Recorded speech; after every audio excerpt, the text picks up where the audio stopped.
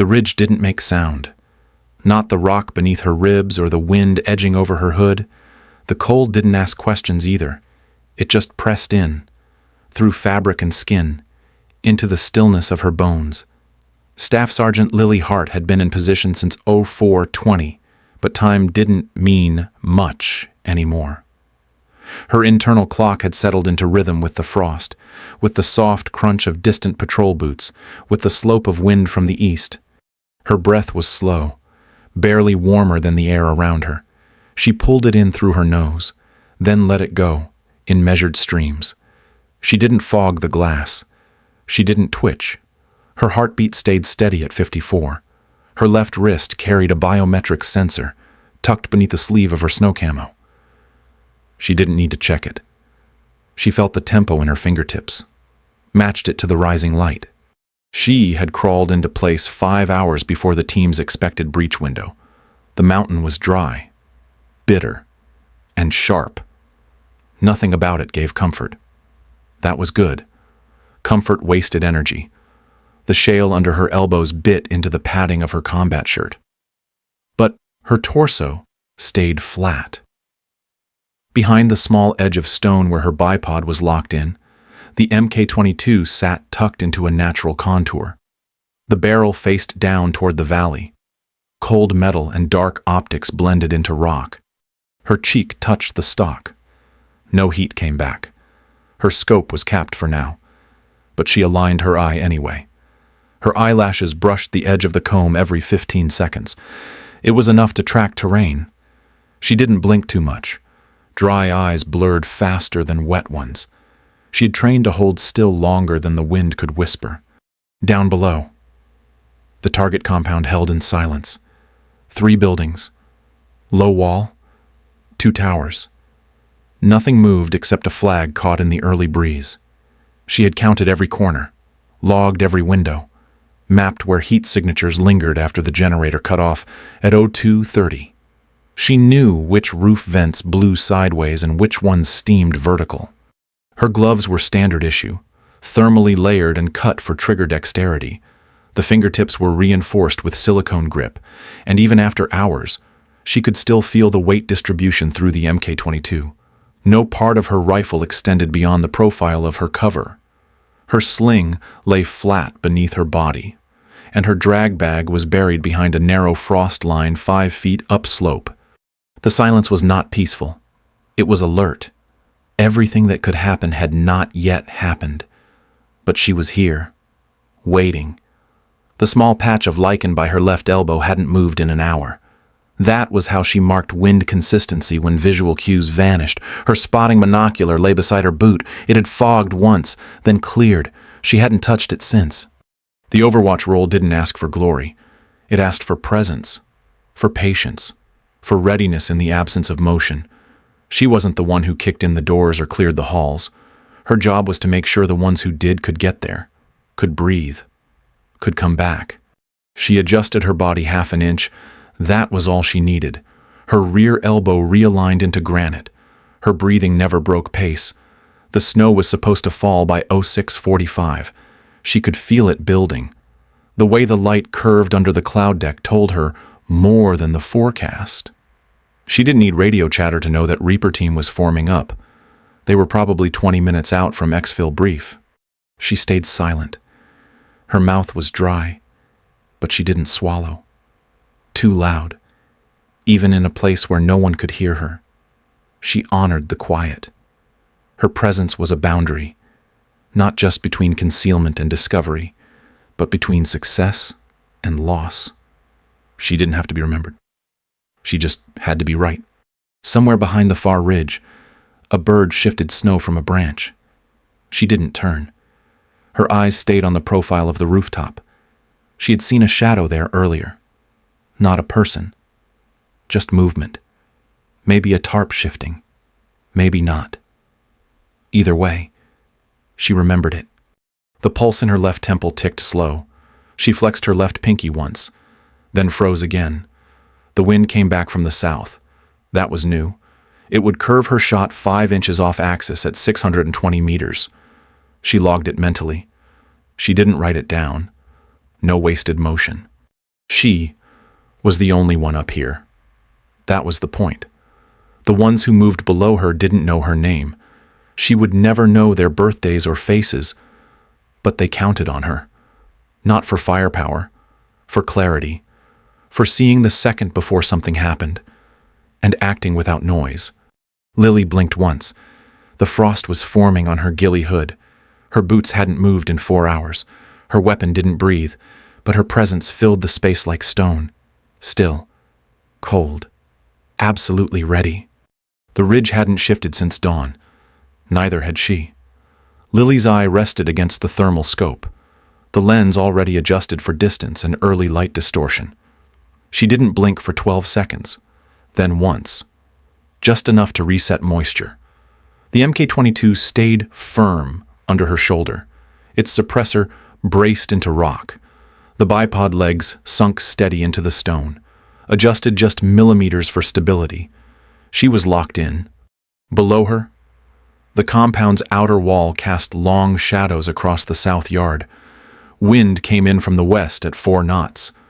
The way it bent the smoke trail from a rooftop vent gave her everything she needed.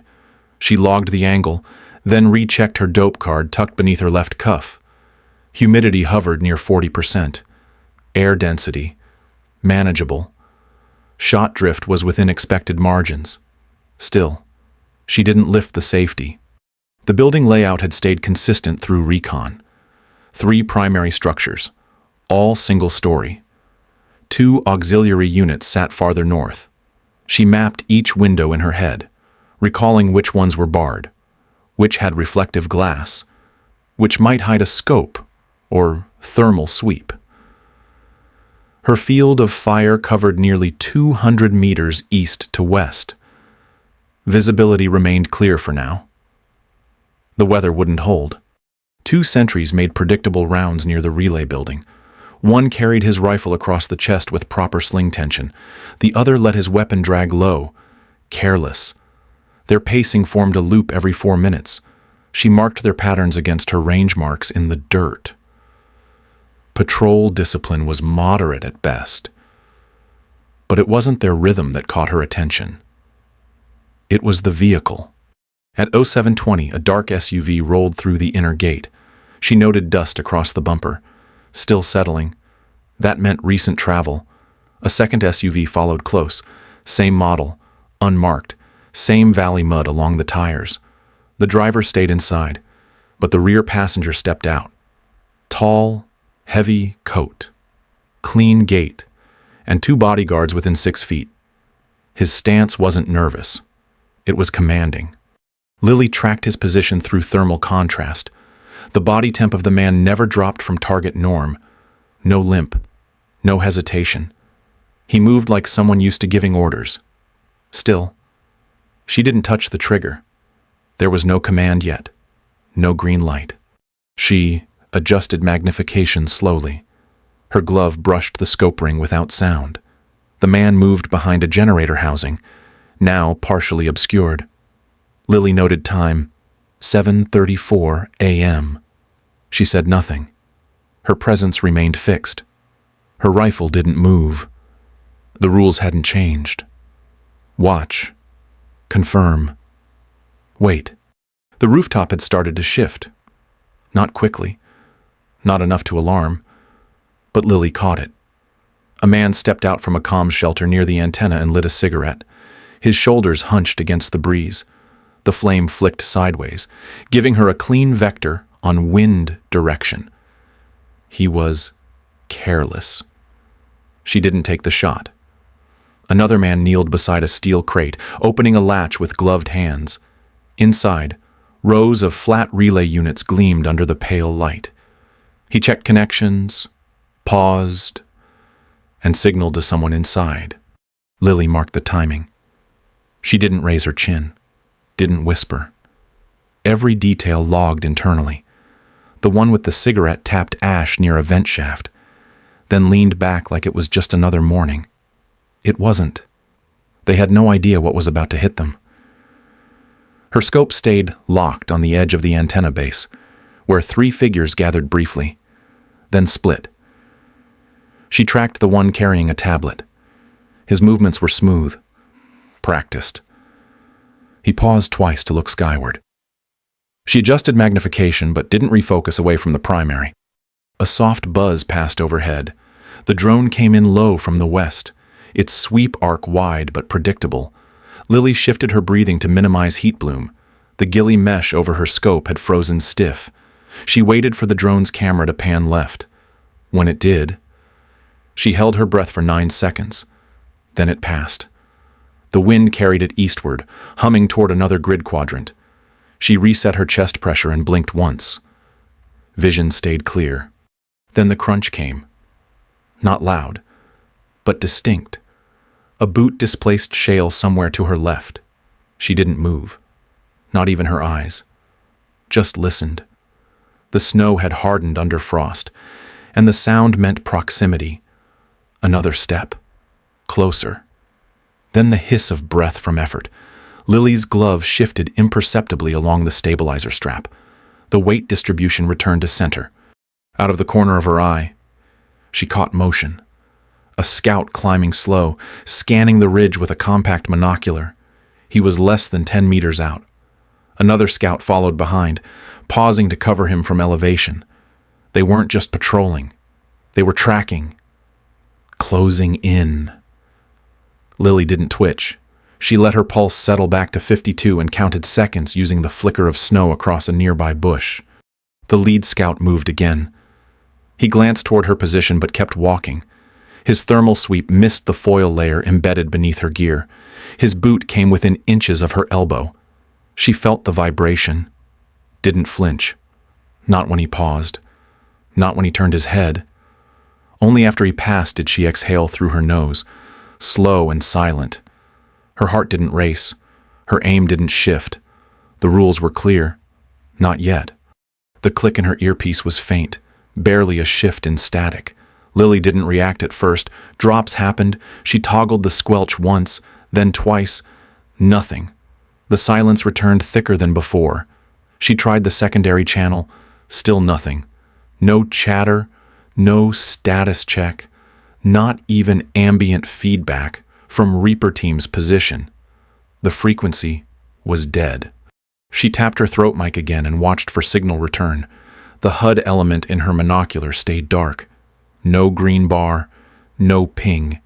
The compound below showed no signs of detection, no movement beyond what she'd already mapped. But inside the relay shelter, the man with the tablet had returned. He was kneeling now, tapping commands. A portable unit flashed once, then again. A pair of techs ran cable toward the main antenna base. Lily blinked, slow and hard. The radio was gone. It wasn't malfunction. It was suppression. They'd jammed them. It meant the signal was seconds from pushing out.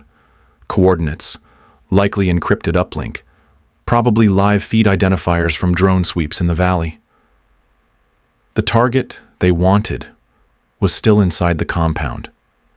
But if that signal went active, the entire mission would collapse before it started. She realigned her scope. Her cheek stayed pressed flat. The wind curved from the north now, elevation differential at 8.2 meters. The man was turning. His hands moved across the controls. No vest, no guard, just insulated gloves and a compressed signal block the size of a first aid pouch. He was linking the uplink array manually. She knew what that meant. It was live. Lily steadied her grip. Her thumb tapped the fire selector once, confirming position. She hadn't been cleared to fire. There was no command, no check-in. But everything she'd studied, everything she saw, told her what this was. The window was closing. This was no longer observation. It was intervention. She exhaled slowly. Her lungs emptied into frozen air. At 7:51 a.m., she fired. The sound snapped but didn't echo. The suppressor pulled the recoil flat. Through the glass, she saw the man fold in place, not flailing, not sprawling, just gone. His knees buckled, and he slumped forward over the case. Blood spread beneath his jacket. One of the techs screamed, then vanished behind the air vent. The rooftop erupted. Guards scrambled. Radios came up to mouths. Rifles swung. One dropped to a prone angle, scanning the east ridge. Another fell to his knees, dragging a shield case behind cover. Lily didn't move. Her scope tracked for retaliation. Nothing fired back yet. The signal light on the array stopped blinking. The feed had died with the technician. At the compound's southern gate, 3 silhouettes emerged low and tight. Reaper team. Moving early. No voice confirmed it. No one told her to fire. But the breach had begun. Because of her. The rooftop was chaos now. Not loud. Not wild. Just fractured. The kind of disorder that comes when one variable disappears from the plan. Lily's scope tracked the antenna base again. No movement near the downed technician. 2 guards had taken cover behind a comms box. Rifles ready, but scanning wrong. They were watching the southeast slope. She was north by northwest. They didn't know. She shifted her cheek half an inch, correcting parallax. At 7:54 a.m., a new figure darted from a rooftop hatch. He carried a belt-fed light machine gun, likely an M249 saw, mounted with a bipod. He dropped to prone behind a rusted vent shaft and began to orient toward the southern breach. Lily didn't blink. She adjusted windage 1 click. Her breathing slowed. Then she fired. The recoil didn't shift her. Through the scope, she saw the gunner's body arch, then fold into itself. The weapon jerked sideways, then lay still. His boots twitched once. No return fire. The rooftop stuttered in motion again, but no one moved to the saw. The path to breach was clean. Lily slid her rifle 2 inches right, confirming suppression. A third rooftop figure scrambled toward cover with a hand mic. He dropped behind a generator casing. She let him go. Not a threat yet. Her rules hadn't changed. Only what counted as urgent. Down below, Reaper team advanced in staggered columns. She could only see silhouettes. No one looked up.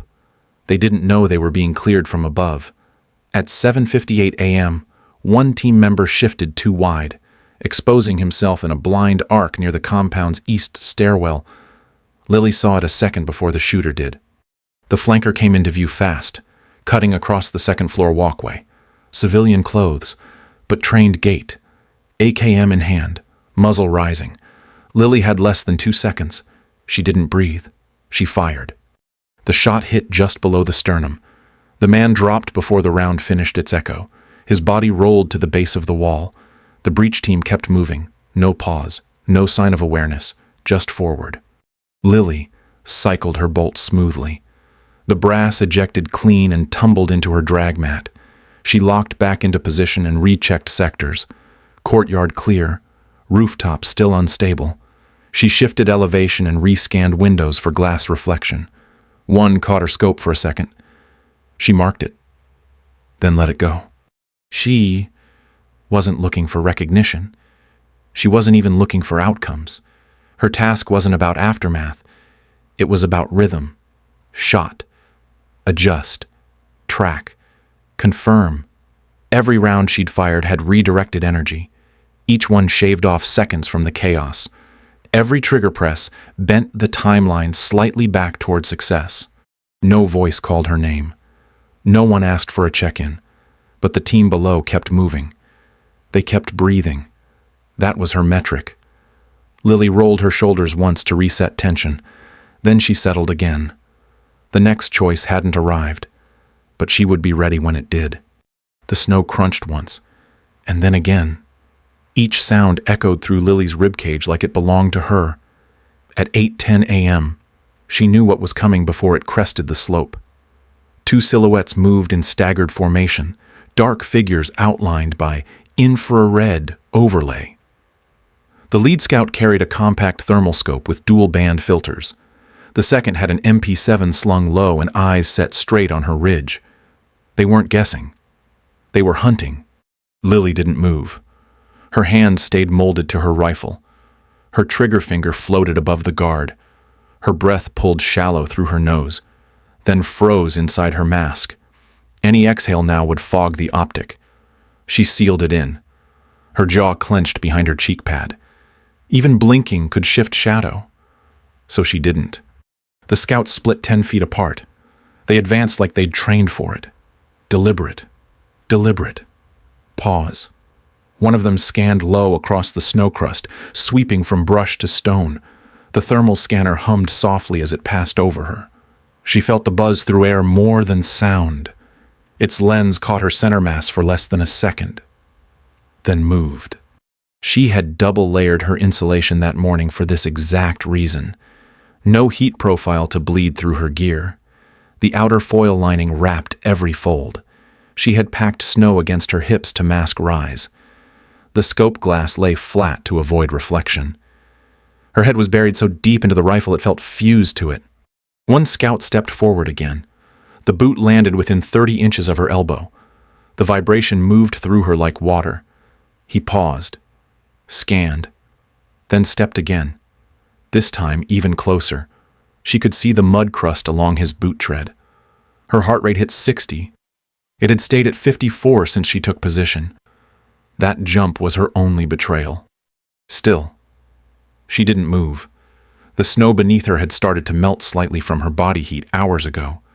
Now it refroze around her gear, anchoring her in place.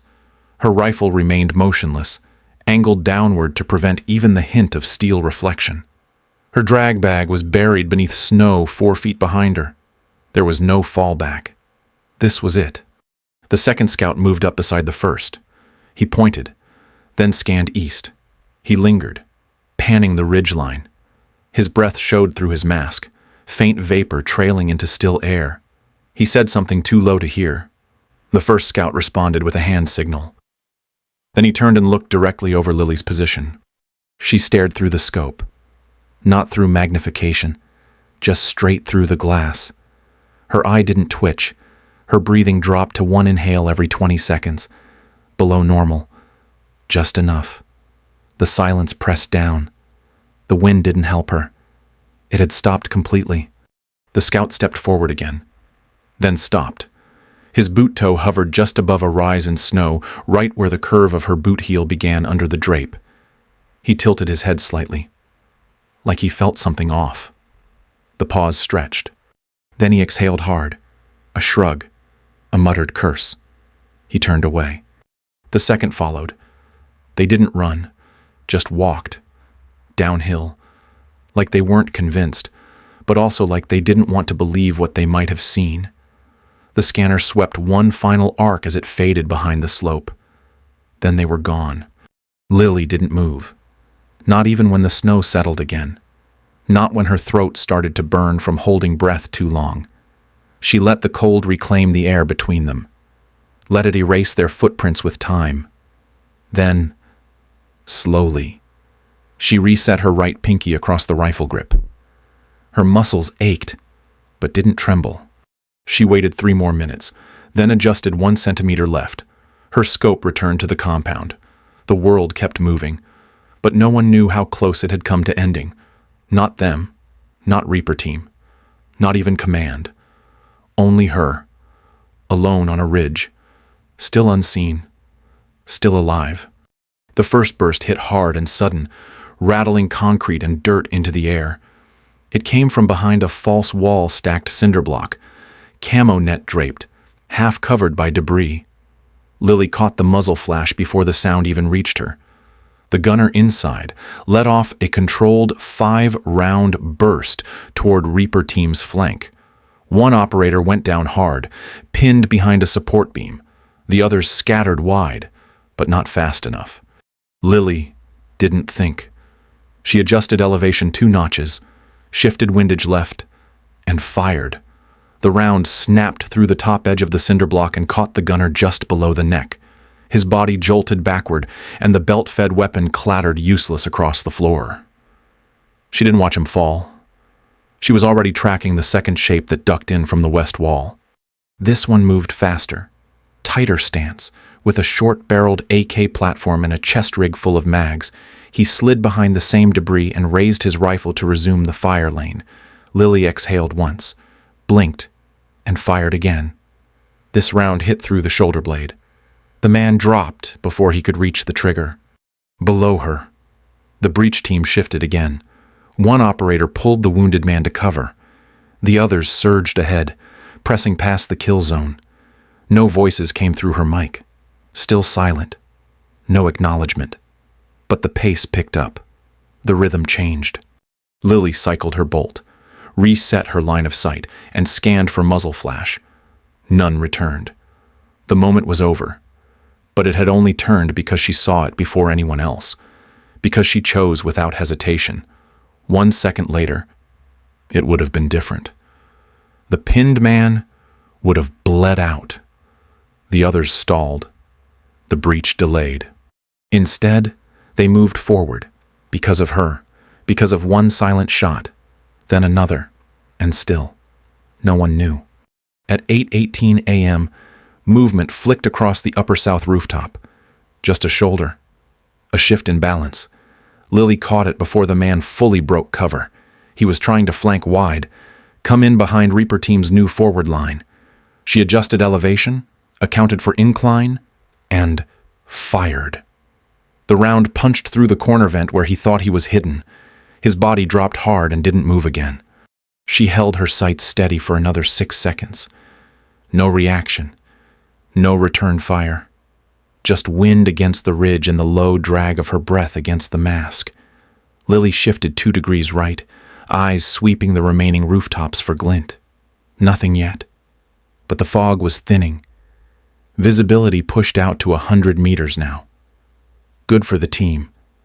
Risky for her. Through the thinning haze, she caught glass at a second-floor window. Not a sniper. Just reflection. She logged it. Another rooftop clean. Another wall clear. The battlefield had slowed. The storm of movement was receding. Reaper Team found their rhythm again. Column, spacing, held. Formations reset. No radio needed. Lily blinked. Shallow and fast. Then exhaled slowly through her nose. The cold made her teeth ache behind the mask. She didn't shift position. Didn't flex or stretch.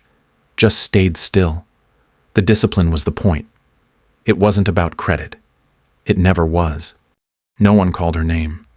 No one waved or nodded. But they moved because she let them. They lived because her sights were where they needed to be. She didn't expect thanks. She expected clarity, accuracy. That was enough. She rechecked her magazine, reset her breathing cycle, and watched. The next threat could rise from the fog. Or not. Either way, she'd be ready. The story didn't need her in it. It just needed her behind the rifle. Always. At 9:23 a.m., the final word came in. Warlord secured. Compound cleared. Reaper Team held position while extraction prepped. The mission was over. Lily didn't respond. She heard the tone in the team leader's voice flat, firm, procedural, the kind used when everyone makes it back. She blinked once, pulled her glove back onto her left hand, and eased the rifle into safe. Her body didn't relax. Not yet. There were still steps left, still a job to close. She reached for her log slate tucked behind the drag bag flap. With gloved fingers, she keyed in her rounds fired. 7 confirmed hits, 0 unaccounted. 2 partial exposures, 1 shot through cover, 1 flank neutralization, 2 rooftop threats, 1 primary relay target. No one would read it today. Maybe not ever. She scanned the ridge one final time. No movement. No silhouettes. No shadows. Only melting snow curling at the base of the ghillie wrap and the fading bite of wind that had tracked her since dawn. The compound looked small now. Distant. Almost quiet. It was strange how something could go from deadly to dull in minutes. But Lily had seen it before. Plenty of times. She wiped the scope with a microfiber swab. 1 pass. No streaks. The lens stayed clean even in frost. She closed the cap, then broke down the bipod. The rifle, a MK-22 still warm to the touch, slid into its padded slot like a trusted limb. She clicked it shut, clipped her harness, and slid the drag bag over her back. No loose gear, no brass left behind. Nothing but a soft indentation in the snow where she'd laid for 7 hours. She crouched, paused, then rose in one movement. Her knees popped but held. Muscles tightened from the cold but didn't shake. She had done this before. She would do it again. Her boots pressed down into the crusted snow as she started down the ridge. The angle was steep but manageable. Every step calculated. Every shift in weight precise. No rush. No drag. Her mind ran through contingencies, extraction timing, fallback positions, medevac lanes. It was automatic now. Even without a voice in her ear, the checklist stayed alive in her head. At the halfway mark, she paused behind a shale outcrop and scanned once more. No one followed. No movement tracked her descent. Just the quiet sound of her own breath and the crunch of packed snow under slow, deliberate steps. She took another breath, then moved on. By 9:42 a.m., the base of the ridge leveled out into a shallow basin. The air felt heavier here, denser from altitude shift and long silence. In the far distance, the low chop of rotor blades echoed off the canyon walls. Not close yet, not urgent, just a sound in the background, like a closing door. She reached the rally point, a bare cluster of scrub trees and 2 marker stones painted with infrared chalk. No one was there yet. They wouldn't expect her until final sweep. She didn't mind. She set the drag bag down gently and stood beside it. No stretch, no yawn, no speech, just stillness. The kind that comes after weight leaves the body, but not the mind. She removed her gloves and pressed her palms against the fabric of her pants. Warmth returned slowly. She didn't look at the sky, didn't watch for the bird. She knew it was inbound. That was enough. The mission was over. There would be no report filed under her name, no debrief where her choices would be dissected or second-guessed, no medal, no handshake, no mention in the after-action, only the warlord's capture logged by someone else, somewhere far from the ridge, somewhere warm. She unzipped the outer shell of her jacket and pulled the photo from inside. It was small, creased from years in the same pocket. A kid and a dog. No names, no date, just faces. She looked at it for 3 seconds, then folded it back. The wind picked up again, brushing against her jaw like the edge of a question never asked. She watched the snow shift slightly in the shallow tracks she'd left behind. They were already fading. The helicopter came into view at 9:50 a.m. A Blackhawk, flanked by 2 little birds, banked low through the valley. Its nose dipped into crosswind. Lily didn't wave. She didn't signal. The extraction crew knew where to land. She would board when it touched down. Quietly, without speaking. Just like every other time. She slid her rifle case into her hand as the rotors kicked up snow. The wind hit hard now, pressing her hair back, tugging at her collar. She lowered her head and walked forward. No one clapped. No one cheered. The crew chief didn't ask her name. She climbed aboard and strapped in beside 2 medics working a wounded operator. They didn't look at her. She didn't look back. Above the ridge, the sun broke through just enough to light the edge of the valley. It was the kind of moment someone might write about. But not her. Not today. She hadn't come here for stories.